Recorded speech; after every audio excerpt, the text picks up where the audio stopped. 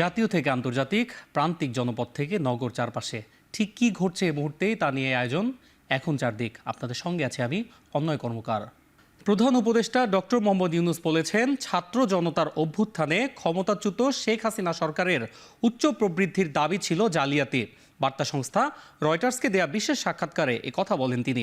হাসিনা সরকারের দুর্নীতি নিয়ে প্রশ্ন না তোলায় আন্তর্জাতিক সম্প্রদায়ের ভূমিকা নিয়েও সমালোচনা করেন তিনি। নির্বাচনে প্রতিদ্বন্দ্বিতা করার কোনো আগ্রহ নেই বলেও জানিয়েছেন প্রধান উপদেষ্টা। সাক্ষাৎকারে তিনি বলেন, দেশ কিভাবে চালাতে হয় এ নিয়ে দাভোসে কথা বলেছিলেন শেখ হাসিনা। সে সময় কেউ তাকে কোনো প্রশ্ন করেননি। এটি মোটেও ভালো বিশ্ব ব্যবস্থা নয়। ফলে শেখ হাসিনা সরকারের স্বৈরাচারী হয়ে ওঠায় আন্তর্জাতিক সম্প্রদায়েরও দায় আছে বলেই মনে করেন প্রধান উপদেষ্টা। তিনি বলেছেন, যা ঘটেছে এর জন্য পুরো বিশ্বই দায়ী, তবে এটি বিশ্বের জন্য একটি শিক্ষা। অর্থনৈতিক প্রবৃদ্ধির হার দিয়ে মানুষের জীবনমানের উন্নতির তুলনা করতে চান না উল্লেখ করে ডক্টর ইউনূস বলেন, তিনি ব্যক্তিগতভাবে প্রবৃদ্ধির হার দিয়েই সবকিছু বিবেচনা করার পক্ষে নন। সম্পদ পুঞ্জীভূত করার ধারণা এড়িয়ে চলা হয় এমন অর্থনীতি চান ডক্টর ইউনূস।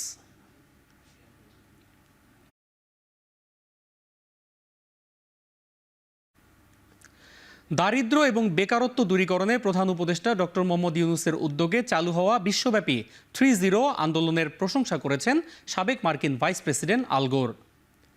বৃহস্পতিবার সুইজারল্যান্ডের দাভোসে বিশ্ব অর্থনৈতিক ফোরামের বার্ষিক সম্মেলনের ফাঁকে আল গোর অধ্যাপক ইউনূসের সঙ্গে সাক্ষাৎ করেন। এ সময় তিনি বাংলাদেশের অন্তর্বর্তী সরকার সংস্কার কর্মসূচিকে সমর্থন করার অঙ্গীকার ব্যক্ত করেন। সাক্ষাতে তারা জুলাই অভ্যুত্থান, বাংলাদেশের সংস্কার কর্মসূচি এবং নির্বাচন ও ভূ রাজনৈতিক বিষয় নিয়ে আলোচনা করেন। সাবেক মার্কিন ভাইস প্রেসিডেন্ট সংস্কার এবং অবাধ ও সুষ্ঠু নির্বাচনের মাধ্যমে বাংলাদেশের গণতান্ত্রিক রূপান্তরকে সমর্থন করার কথা জানান। এ সময় আল গোরকে জুলাই অভ্যুত্থানের সময় আঁকা গ্রাফিতি ও দেয়াল চিত্রের উপর ভিত্তি করে রচিত শিল্পকর্ম সংকলন the art of the Triumf বইটি উপহার দেন অধ্যাপক ইউনূস।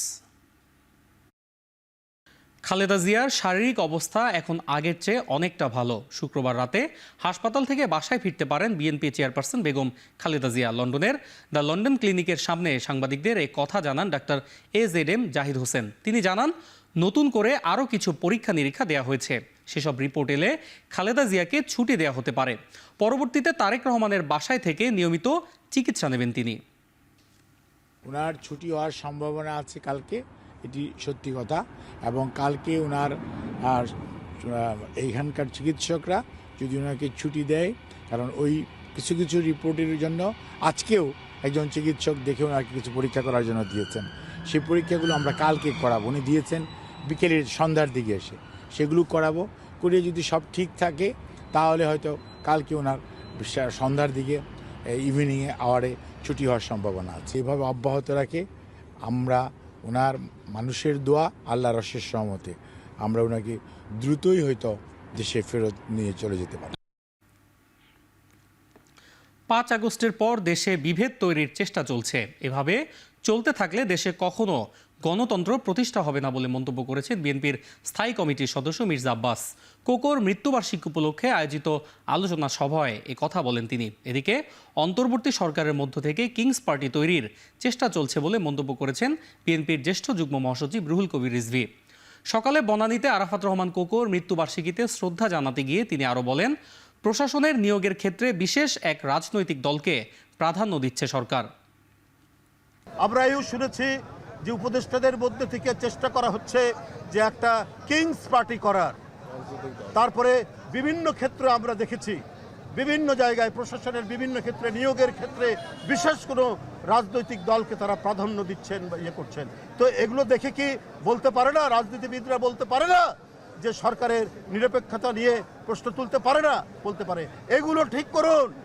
2007 সালে 1/11 যে ভয়াবহ পরিণতি, এটা বিএনপির চেয়ে কেউ বেশি ভোগ করে নাই। বিএনপির প্রতিটি নেতা কর্মী, সাধারণ কর্মী থেকে শুরু করে আমাদের দেশ নেত্রী বেগম খালেদা জিয়া পর্যন্ত এই 1/11 সাল থেকে রেহাই পায় নাই। এই 5 আগস্টের পরে আজ যদি করতে থাকেন তাহলে কিন্তু দেশের গণতন্ত্র কোনদিন চেহারা দেবে না। জামায়াতে ইসলামীর আমির ডাক্তার শফিকুর রহমান বলেছেন, জামায়াতকে ভোট দিয়ে ক্ষমতায় আনলে সারা দেশে সমতার ভিত্তিতে উন্নয়ন করা হবে। কুড়িগ্রাম সরকারি কলেজ মাঠে জামায়াতের কর্মী সমাবেশে তিনি বলেন, আওয়ামী লীগ কাউকে ছাড় দেয়নি, 18 কোটি মানুষের উপর জুলুম করেছে। ফ্যাসিস্ট সরকারের কারণেই তিস্তা মহাপরিকল্পনা বাস্তবায়ন হয়নি। ক্ষমতার শেষ মুহূর্ত পর্যন্ত মানুষ খুন করে তারা ক্ষমতায় থাকতে চেয়েছে। আমরা পরিষ্কার বলতে চাই, আল্লাহ যদি আপনাদের ভালোবাসা সিক্ত হয়ে, দেশবাসীর ভালোবাসা সিক্ত হয়ে আমাদের উপর মেহেরবানি করেন আর যদি এই দেশের খেদমতের দায়িত্ব দেন, ইনশাআল্লাহ তাআলা আজিম প্রেসিডেন্ট প্রধানমন্ত্রীর মুখ দেখে কোনো এলাকার উন্নয়ন হবে না। জনগণের ন্যায্য প্রয়োজনকে বিবেচনায় নিয়ে সমন্বিত সুষম উন্নয়ন হবে ইনশাআল্লাহ। 10ম গ্রেডের দাবিতে শিক্ষক সমাবেশ করছে সরকারি প্রাথমিক বিদ্যালয়ের সহকারী শিক্ষকরা। সকাল 10টায় কেন্দ্রীয় শহীদ মিনারে দেশের বিভিন্ন জেলা উপজেলা থেকে জড়ো হন শিক্ষকরা। তারা বলেন, স্নাতক শেষ করার পরেও 13তম গ্রেড বহাল রাখায় শিক্ষকদের 3য় শ্রেণীর কর্মচারী হিসেবে মূল্যায়ন করা হচ্ছে। একই শিক্ষাগত যোগ্যতা নিয়ে সরকারি অন্যান্য চাকরিজীবীরা 10ম গ্রেড পাচ্ছে, যা শিক্ষকদের অমর্যাদার শামিল বলে দাবি করেন তারা। শিক্ষকরাই দেশ গড়ার কারিগর উল্লেখ করে তারা বলেন, দ্রুত সময়ে 10ম গ্রেড বাস্তবায়ন করতে হবে। বর্তমানে 13তম গ্রেডের বেসিক বেতন 11,000 টাকা, 10ম গ্রেডে তা দাঁড়াবে 16,000 টাকা।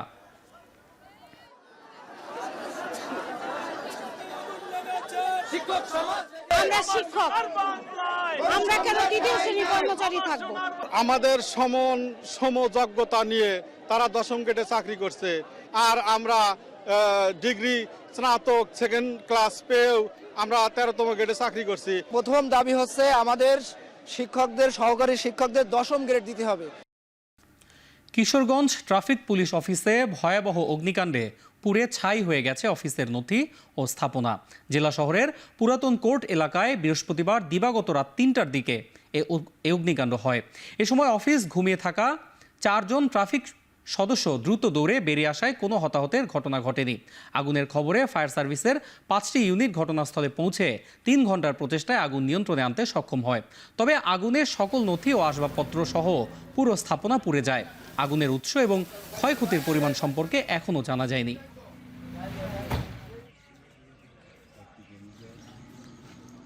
যুক্তরাষ্ট্রে অবৈধ অভিবাসীদের সন্তানদের জন্মসূত্রে নাগরিকত্ব বাতিলে ডোনাল্ড ট্রাম্পের নির্বাহী আদেশ আটকে দিয়েছেন দেশটির আদালত।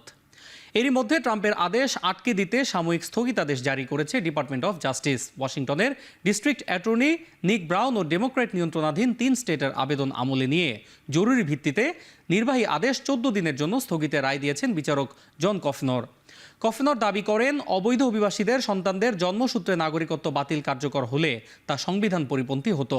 আগামী 2 সপ্তাহ ট্রাম্পের নির্বাহী আদেশের আইনি জটিলতা ও সাংবিধানিক দ্বিধা বিভক্তি নিয়ে আলোচনা করবেন আইন প্রণেতারা। এর আগে প্রেসিডেন্ট ট্রাম্পের দেয়া নির্বাহী আদেশ চ্যালেঞ্জ জানায় ডেমোক্র্যাট নিয়ন্ত্রিত 22টি অঙ্গরাজ্য। Hearing agreed. They thought this would be shut down, stopped immediately. Look, there's যোগাযোগ প্রযুক্তি উন্নয়নের লক্ষ্যে মহাকাশে নতুন একটি পরীক্ষামূলক স্যাটেলাইট পাঠিয়েছে চীন। দক্ষিণ পশ্চিমাঞ্চলীয় সিচুয়ান প্রদেশের জিজাং স্যাটেলাইট উৎক্ষেপণ কেন্দ্র থেকে পরীক্ষামূলক স্যাটেলাইটটি উৎক্ষেপণ করা হয়। বৃহস্পতিবার রাতে লং মার্চ 3B রকেটে করে উৎক্ষেপণের পর স্যাটেলাইটটি পরিকল্পিত কক্ষপথে সফলভাবে পৌঁছেছে বলে দাবি করা হচ্ছে। এই স্যাটেলাইটের মাধ্যমে উন্নত যোগাযোগ ছাড়াও রেডিও, টেলিভিশন এবং ডেটা ট্রান্সমিশন পরিষেবার কাজে লাগানোর কথা ভাবছে চীন।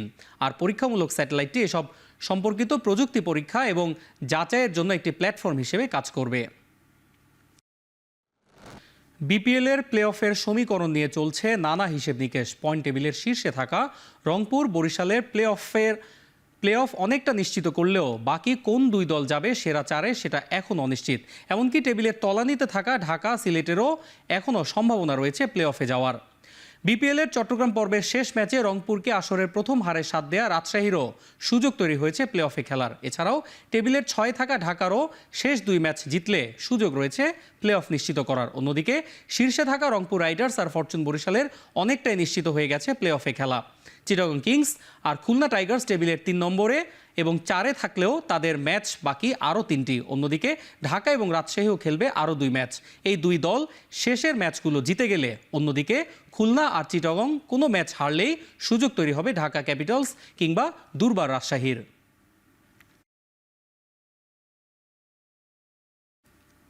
সাফ চ্যাম্পিয়ন হওয়ার 4 মাসের মাথায় আন্তর্জাতিক ম্যাচ খেলতে নামবে বাংলাদেশ নারী ফুটবল দল। মধ্যপ্রাচ্যের দল সংযুক্ত আরব আমিরাতের বিপক্ষে ফেব্রুয়ারি-মার্চে প্রীতি ম্যাচ খেলবে বাংলার বাঘিনীরা। প্রীতি ম্যাচের সূচি পূর্ব নির্ধারিত হলেও বাকি ছিল আমিরাতের আনুষ্ঠানিক নিশ্চয়তার। বৃহস্পতিবার সেই নিশ্চয়তা পেয়েছে বাংলাদেশ ফুটবল ফেডারেশন।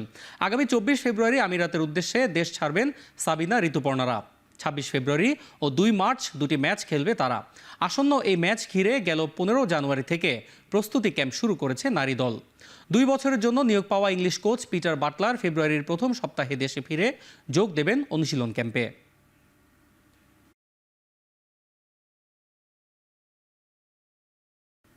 শেষ করছি এখন চারদিক। এখন টেলিভিশন ওয়েবসাইটে দেখতে ভিজিট করুন www.ekhon.tv। ফেসবুকে দেখতে ভিজিট করুন facebook.com/tv.ekhon। এছাড়াও ইউটিউবে দেখতে ভিজিট করুন youtube.com/c/ekhon tv।